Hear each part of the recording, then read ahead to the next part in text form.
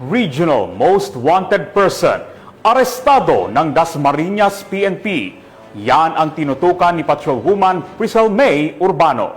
Napreso ng pulisya ang isang babaeng kabilang sa listahan ng Regional Most Wanted Person sa isinagawang operasyon ng Dasmariñas Component City Police Station sa Calamba City, Laguna. Kinilala ng mga otoridad ang suspect bilang si alias Karen, residente ng Dasmariñas City, Cavite. Naaresto ang suspect sa bisa ng warrant of arrest para sa 2 counts of illegal recruitment. Samantala, sa isang pahayag, sinabi ni Police Colonel Ariel R. Red, Acting Provincial Director ng Cavite Police Provincial Office, na ang matagumpay na operasyon ay patunay ng walang humpay na dedikasyon ng kapulisan sa pagtugis sa mga wanted na individual.